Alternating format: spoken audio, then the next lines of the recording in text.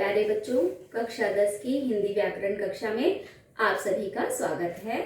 आज हम पढ़ेंगे हिंदी व्याकरण का पाठ 3 पद परिचय। पद परिचय में हम पढ़ेंगे पद क्या है। पद वास्तव में पद शब्द ही होते हैं और जब हम शब्दों को वाक्य में प्रयुक्त कर देते हैं तो वह पद कहलाने लगते हैं। व्याकरण में पद तब बन जाता है शब्द जब उनके नियम उस पर लागू हो जाते हैं। पदों को जब हम वाक्य में प्रयोग करते हैं तो वह हमारे व्याकरण के नियमों से बंधे होते हैं और शब्द अपने में स्वतंत्र होते हैं। जैसे राम, लड़का, चिड़िया, ये सभी शब्द हैं। राम घर जाता है, अब इस पर सारे व्याकरण के नियमों का प्रभाव भी पड़ने लगा है तो यह इसमें पद कहलाएगा। इस तरह से जब शब्द को हम वाक्य में प्रयुक्त कर देते हैं तो वह पद कहलाता है और जब वह स्वतंत्र होता है तो वह शब्द कहलाता है। तो पद परिचय, हर एक चीज का अपना कुछ परिचय होता है। जैसे अगर हम किसी व्यक्ति के बारे में बताते हैं तो उसके नाम के बारे में, उसके गुणों के बारे में, उसके रहन सहन के बारे में, इन सारी बातों का हमें ज्ञान करना आवश्यक हो जाता है, उसकी जानकारी आवश्यक हो जाती है। इसी तरीके से जब हम शब्दों को वाक्य में प्रयुक्त करते हैं तो उसके जानकारी हमें पता होनी चाहिए कि वो क्या है। तो जब इस तरीके से शब्दों को हम वाक्य में लाते हैं तो वह पद बन जाते हैं और पदों के बारे में निम्न बातें हमें आवश्यक जानकारी होनी चाहिए कि पद का नाम किस व्याकरणिक वर्ग का है। अब पद का नाम है तो वह क्या व्याकरणिक वर्ग भी होगा उसका एक। दूसरा ये है कि किसी उपवर्ग का है या उसका नाम, तो अगर किसी उपवर्ग का है तो उसका नाम, और अगर अन्य पदों से उसका संबंध क्या है तथा पद का वाक्य में कार्य क्या है। जैसे मैं आपको अभी उदाहरण देके यहाँ पर समझाती हूँ कि पद को हम किस तरीके से पहचानेंगे कि उसका क्या कार्य है, वो किस वर्ग का है और किस तरह से उसको हम किस समूह का जानेंगे। तो यहाँ देखो, आपने पढ़ा है व्याकरणिक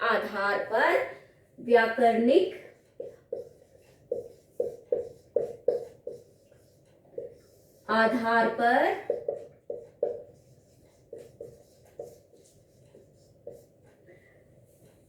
हमने शब्दों को दो प्रकार से पढ़ा है। एक है विकारी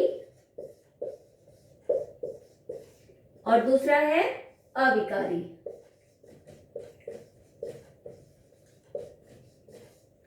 अब अविकारी और विकारी आप ये छोटी कक्षा से पढ़ते चले आ रहे हैं तो इनका पहचान हम सबको पता है कि क्या क्या होती है। विकारी में हम 4 प्रकार के शब्दों का वर्गीकरण पढ़ते हैं, जैसे संज्ञा, सर्वनाम,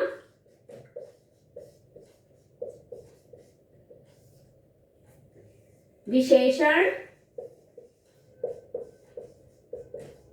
और क्रिया। ये हमारे विकारी के 4 प्रकार के शब्द हैं जिन्हें हम व्याकरणिक आधार पर पढ़ते हैं। ऐसे ही अविकारी आधार पर हम 5 प्रकार के शब्दों का वर्गीकरण में को बांटते हैं। हम इसमें बांटते हैं, जैसे संबंध बोधक,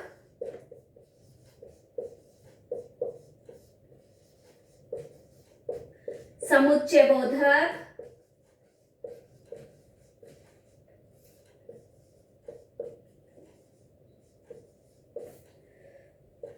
विस्मयादि बोधक,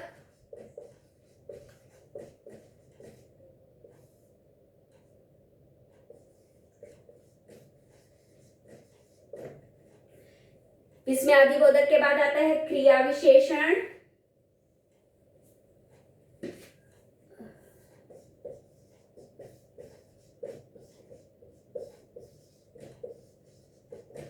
और निपात।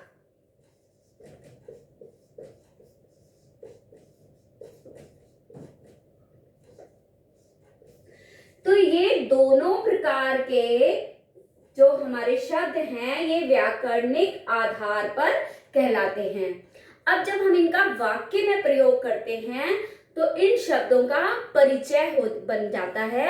इनके बारे में हमें जानना होता है कि ये क्या हैं, वास्तव में ये शब्द क्या हैं। जब इनका परिचय पूछा जाएगा तो इनके बारे में हमें जानकारी होनी चाहिए कि इसकी गुण क्या है, इसकी पहचान क्या है। तो किस तरीके से हम पहचानेंगे कि विकारी शब्द हैं या अविकारी शब्द हैं, अविकारी अविकारी हैं, तो ये किस नाम से जाने जाते हैं और उनका उपभेद क्या है। जैसे व्याकरणिक आधार पर अगर हम विकारी के बारे में पढ़ते हैं तो पहला इसमें आता है संज्ञा। अब जब हम किसी शब्द के बारे में पढ़ेंगे, जैसे हमने पढ़ा राम घर जाता है। अब हमने यहाँ राम, तो राम हमारा है, ये संज्ञा है। तो अब हमने संज्ञा के भी 3 तरीके की पढ़ी थी संज्ञा। कौन कौन सी? व्यक्तिवाचक,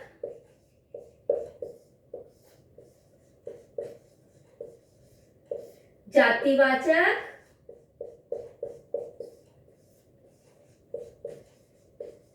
और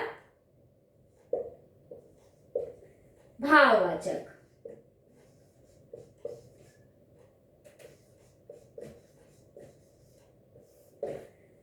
जब यहाँ पर हमने राम का परिचय देना है तो राम हमारा, हमने देखते ही हमें पता चल जाएगा कि राम संज्ञा शब्द है और संज्ञा शब्द है, ये हमें पता चल रहा है। तो शब्द एक राम घर जाता है, इससे हमें पता चल रहा है लिंग के बारे में भी। तो ये हमारा पुल्लिंग है।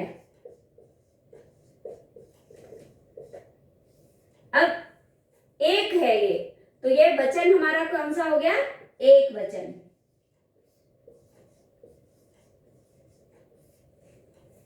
इस तरीके से अब जाने का काम कौन कर रहा है? राम। तो क्रिया के साथ इसका संबंध हो गया है, तो इस जाता क्रिया का ये क्या हो गया? कर्ता। इस तरीके से हमको ये पता चलता है कि संज्ञा शब्दों में अगर हमें उसका पद परिचय देना है तो हमें कौन सी मुख्य बातें बतानी है। तो संज्ञा शब्द में अगर व्यक्तिवाचक संज्ञा है तो सबसे पहले हमें ये लिखना पड़ेगा संज्ञा शब्द है ये राम। दूसरी बात इसमें आ जाएगी कि कौन सी संज्ञा है, तो ये हो जाएगी व्यक्तिवाचक। तीसरी बात हो जाएगी कि क्या है ये, तो पता चल जाएगा ये पुल्लिंग है। अब इसमें वचन है, एक है या अनेक है, तो एक वचन है। और इस क्रिया का कर्ता है, कौन सी क्रिया का कर्ता है, तो ये पता चल जाएगा कि जाता क्रिया का कर्ता है राम। तो ये पता चल रहा है इसमें ये कर्ता, काम करने वाला कौन है? राम। जाने वाला कौन है? राम। तो यहाँ पर ये क्या हुआ? कर्ता हुआ। इस तरह से अगर हम संज्ञा में व्यक्तिवाचक संज्ञा है तो इस तरह से पहचानेंगे। अब आ जाता है इसमें भाववाचक जातिवाचक संज्ञा। तो जातिवाचक संज्ञा के लिए हम वाक्य देखते हैं। जैसे हम इसी वाक्य में भी बता सकते थे, लेकिन आप फिर से देखिए, राम घर जाता है। अब इसमें देखिए घर क्या है? इसमें घर का कोई नाम नहीं है, घर एक तरह से पहचान है, ये बहुत सारे घरों के लिए होता है। तो यहाँ पर ये जाति हो गया, घर शब्द क्या हो गया? जातिवाचक। और यहाँ पे भी एक के बारे में है तो ये एक वचन हो गया और ये पुल्लिंग शब्द में आ गया। तो यहाँ पर इसकी पहचान क्या हुई? घर क्या है? जातिवाचक संज्ञा। और संज्ञा कौन सी? जातिवाचक। तो यहाँ पर घर जाने का काम हो रहा है, तो यहाँ पर क्या हो गया? कर्म कारक। कर्म कारक है। तो इस तरीके से हम वाक्य में पहचानेंगे कि किस तरह से हमने परिवर्तन किया और किस तरीके से हम पहचानते हैं। अब इसके बाद हमारा आता है भाव।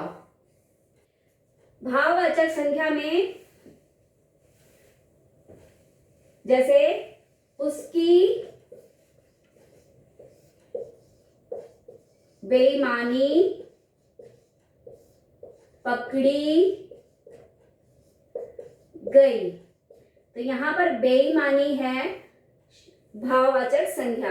तो यहाँ पर इसका परिचय कैसे देंगे हम? तो यहाँ हम बताएंगे कि ये है संज्ञा। संज्ञा का कौन सा उपवर्ग है? ये भाववाचक संज्ञा।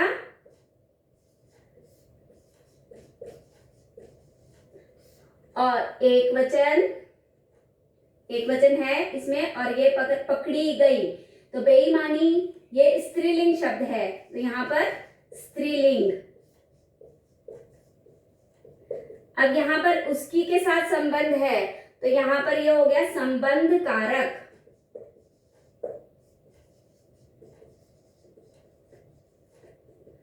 और इसमें गई का ये कर्ता हो जाएगा।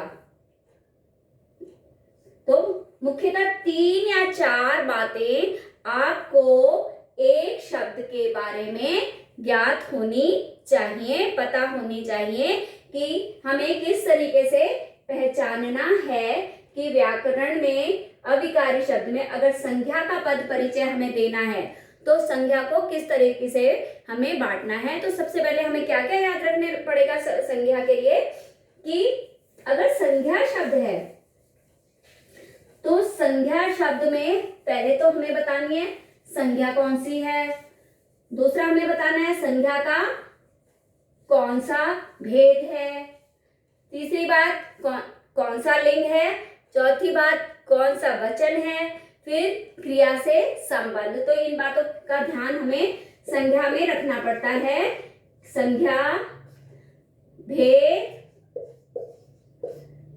लिंग, वचन, क्रिया के साथ संबंध। तो इन मुख्य बातों का क्रिया में इन मुख्य बातों का हमें पद परिचय संज्ञा शब्द का देते समय ये याद रखना पड़ता है कि हमें संज्ञा शब्द का अगर पद परिचय दे रहे हैं तो क्या क्या उसमें आ रहा है। इसके बाद हम पढ़ेंगे विकारी का दूसरा महत्वपूर्ण शब्द जो है व्याकरणिक आधार पर जो है, दूसरा है हमारा सर्वनाम। अब इसी तरीके से हम सर्वनाम शब्दों का भी देखेंगे कि शब्द, पहले तो हमें ये देखना पड़ेगा कि सर्वनाम है तो कितने प्रकार के। हमारे पास 6 प्रकार के सर्वनाम है। पहला नंबर है आपका सर्वनाम में पुरुषवाचक,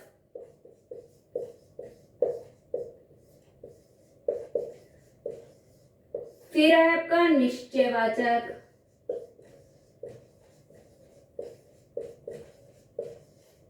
फिर है आपका अनिश्चयवाचक,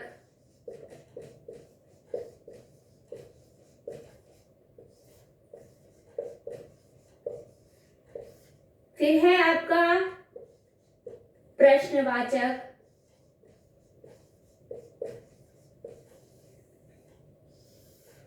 फिर है आपका संबंधवाचक,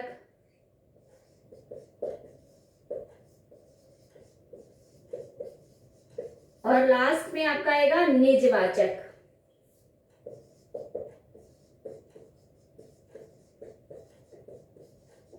ये हमने 6 प्रकार के सर्वनाम पढ़े हैं, तो उसके आधार पर हमें इनका पद परिचय देना पड़ेगा। जैसे पुरुषवाचक है अगर, तो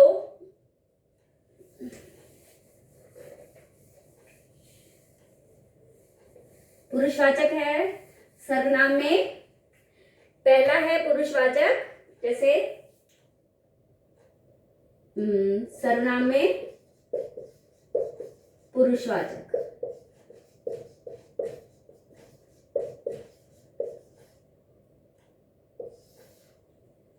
तो इसमें जैसे वाक्य देखिए, पुरुषवाचक में मैं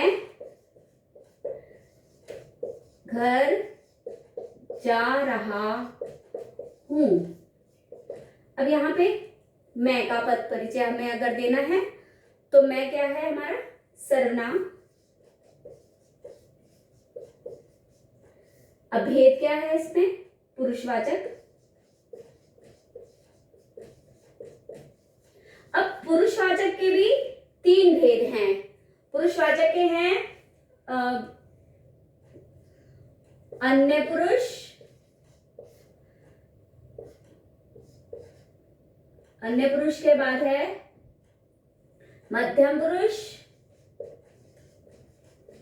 और है उत्तम पुरुष।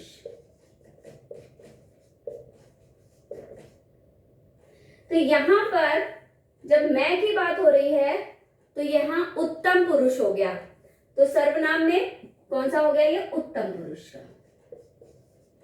और एक वचन, मैं के बारे में हो रहा है एक वचन। मैं घर जा रहा हूं, वाक्य में पता चलता है कि रहा हूं, तो इससे हमें पता चल रहा है ये पुल्लिंग है।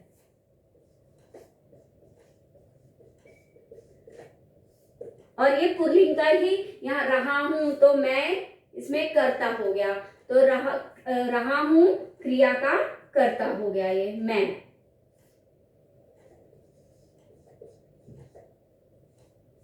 तो इस तरह से सर्वनाम में हम पहचानेंगे कि पुरुषवाचक है तो कौन सा पुरुषवाचक है।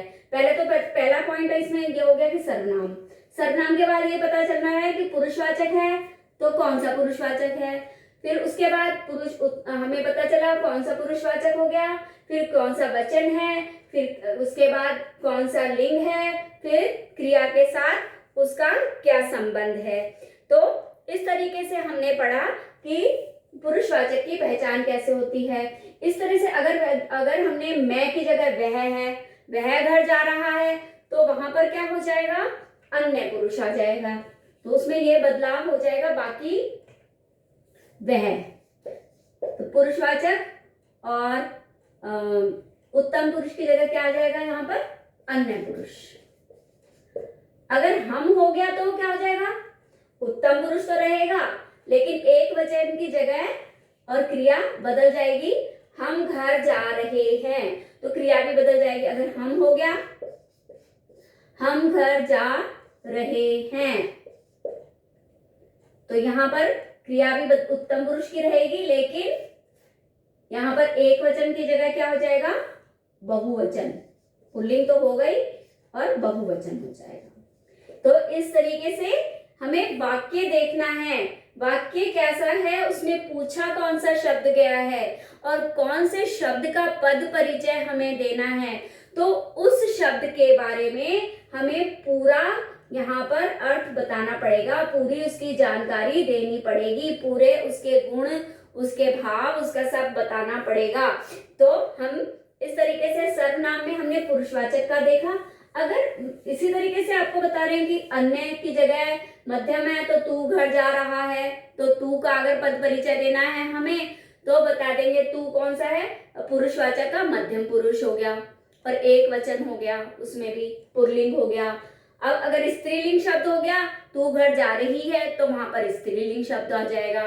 तो इस तरीके से इतने सारे बिंदुओं का हमें ध्यान रखना पड़ेगा कि हम पुरुषवाचक की पहचान सर्वनाम में अगर कर रहे हैं, उनका पद परिचय दे रहे हैं, तो कितनी बातों को हमें ध्यान में रखना है। अब ये देखिए कि सर्वनाम का दूसरा है हमारा निश्चयवाचक। दूसरा हमारा है सर्वनाम का निश्चयवाचक।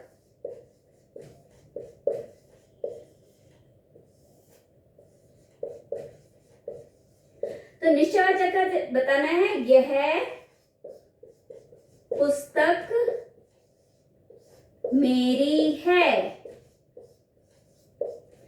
अब यह किसके बारे में बात हो रही है, पुस्तक के बारे में। तो यहाँ पर यह शब्द से ही हमें पता चल रहा है कि निश्चय है कि यह मेरी है। तो सर्वनाम हुआ, एक इसका बिंदु हुआ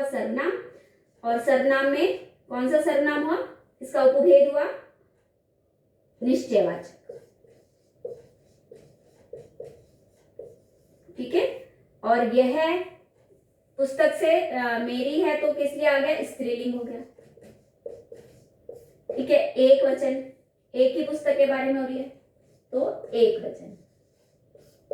तो यहां पर इन बातों का हमें ध्यान रखना पड़ेगा कि सर्वनाम में अगर हमें निश्चयवाचक सर्वनाम है तो वह भी उपभेद भी लिखना है, लिंग वचन तो दोनों ही तरीके से इसमें लिखने पड़ेंगे। और इसमें इस तरीके से लिखा जाता है। इसका हमें पद परिचय इस प्रकार से दिया जाएगा। अगर हमने निश्चयवाचक की जगह अनिश्चयवाचक अगर आ गया तो कैसे होगा, तो उसका देखिए। इसका उदाहरण अगर हम देते हैं, देखिए, बाहर कोई खड़ा है। अब यहां पर कोई, तो हमें निश्चय नहीं है, पता नहीं है, किसी अन्य के बारे में बात हो रही है, तो यहां पर क्या हो जाएगा, सर्वनाम है ये एक तो, और अनिश्चय, निश्चितता नहीं है इसमें, इसलिए तो ये कोई क्या हो जाएगा, अनिश्चयवाचक।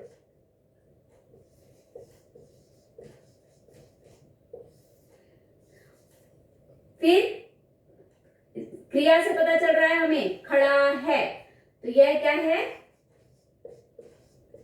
पुल्लिंग, और एक के बारे में बात हो रही है, एक वचन।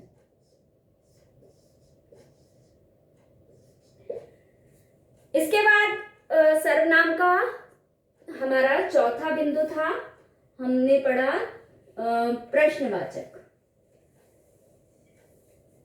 सर्वनाम का प्रश्नवाचक।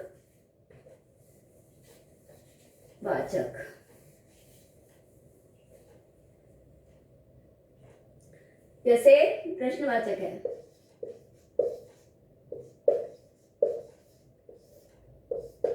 तो इसमें बताएंगे, जैसे बाहर कौन आया है। अब यहां पर कौन, इसका पद परिचय देते समय क्या ध्यान रखेंगे कि सर्वनाम, कौन सा सर्वनाम है ये, प्रश्नवाचक।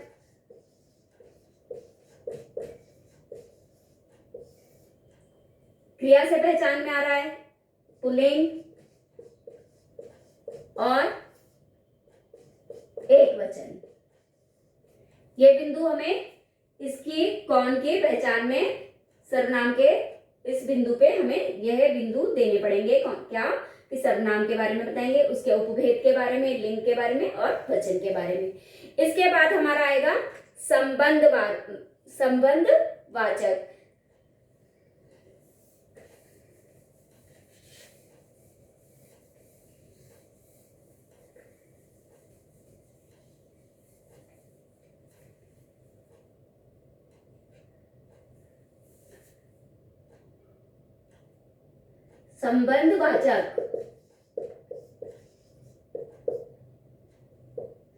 से वह लड़की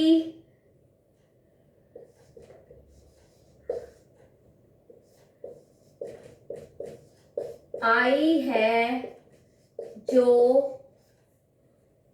तुमसे पढ़ती है।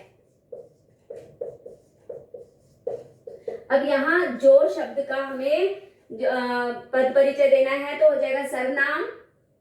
सर्वनाम हो गया एक बिंदु, पहला बिंदु इसमें।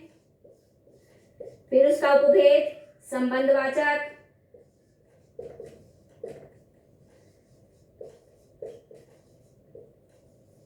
फिर स्त्रीलिंग है, एक वचन है,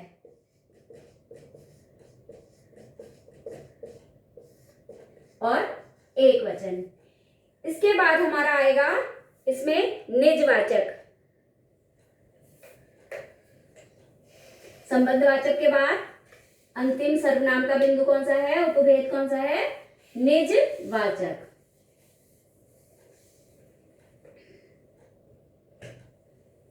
जैसे निजवाचक,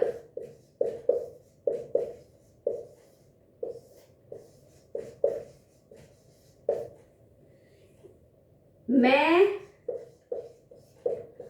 अपना खाना स्वयं बनाती हूँ।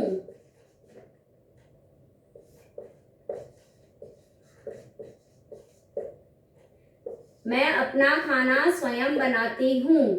इसमें स्वयं जो है, इस निजवाचक में क्या होगा, देखिए सर्वनाम है, निजवाचक सर्वनाम हो गया, निजवाचक, और बनाती हूं तो पता चल रहा है एक वचन और स्त्रीलिंग। अगर हो गया वह लड़का अपना काम खुद करता है, तो यहाँ पर ये वचन और लिंग बदल जाएगा। तो खुद, स्वयं, अपने आप, तो ये सारे शब्द क्या हो जाते हैं, हमारे निजवाचक में आते हैं, इसलिए उसको ध्यान में रखेंगे। आज का पाठ हम यहीं समाप्त करते हैं, अगला दूसरे पाठ भाग में पढ़ेंगे।